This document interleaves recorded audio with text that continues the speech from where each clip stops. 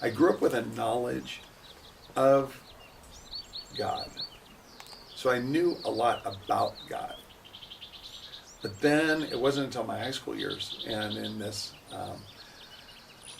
the natural process of trying to figure out who I was a little bit, where I had this encounter in an organization called Young Life, where I went from knowing about God to knowing God and knowing Him in the person of Jesus. I always felt like there is a God. This is truth. What the Bible speaks is truth. And so it was really kind of maybe my junior, senior year in high school that I really was, I really had said, okay, I believe this and I'm going to live this. And this is not my parents' faith. This is my faith. I believe this. And I want to draw closer to the Lord. I want to know Him in a deeper way. And so my own journey really began, I think, in high school, really kind of making a decision. Okay, I'm not just kind of going along with the flow. I'm making this decision. So I pretty much started going to church, probably when before I can even remember. My parents went to church every Sunday, and so, like I said, probably before I can even remember, I was in the nursery or, running around, causing trouble. And then, when I got older and, we continued to go to church and I got involved with the youth group and, played music in the youth group band and, I went to church every Sunday and was definitely really involved. It was definitely a huge part of my life.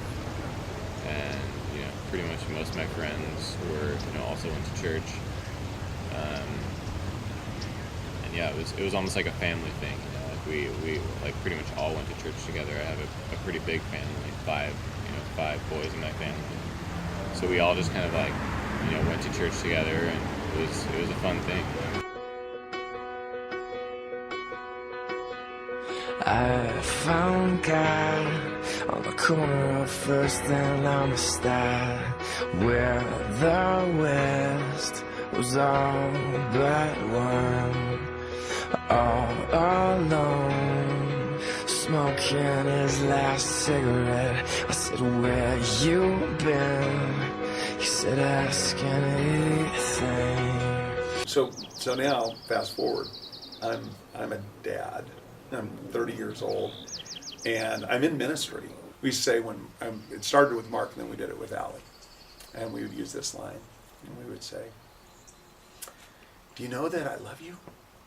And Mark, when he was real little, he's probably a year and a half old when we were first doing this. He'd just look at his blonde-haired blood and go, yeah, I know that you love me. I said, and do you know how much we love you? And he would stretch his arms out and he would go, you love me this much. And then we would stretch our arms out and we go, do you know why we love you this much? And then he'd put his arms to his shoulders and he'd go, just because. And in that moment, we would just feel like, yeah, that's where our relationship with our kids are. Because that's what our relationship with our God is. Every day, it's like I feel like every day God is saying to me, you know that I love you?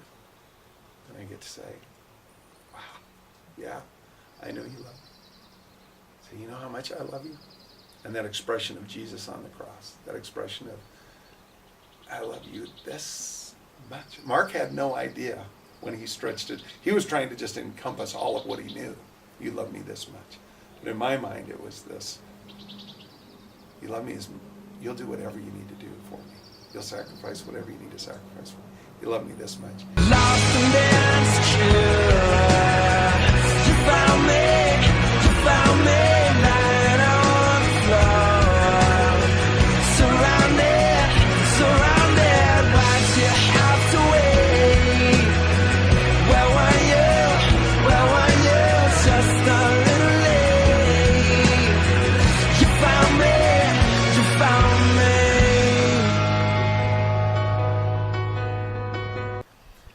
In the love letter we have, this thing we call the Bible, in this love letter we get these expressions of God's unconditional love.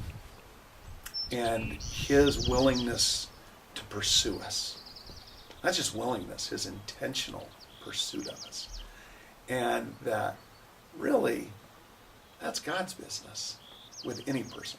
It's not the parent's business. It's not a friend's business. It's not even a spouse's business. Ultimately, it's personal and it's connected. I mean, a Christian is just someone who's placed faith in Jesus Christ. You know, a person who says, hey, I'm a sinner in need of a Savior, and that Savior is Jesus Christ. Believing is a really big part. You know, you always hear the term believer, kind of like, you know, as another name for a Christian, but I think that's, you know, a lot of it is believing in the gospel message and, you know, believing that we are sinful and, you know, we, you know, are, you know, essentially lost without God, you know, and so I think believing those facts and, you know, accepting God into your life, and accepting that Jesus came and died and, you know, basically, you know, forgives us for our wrongdoings and, you know, died to, you know,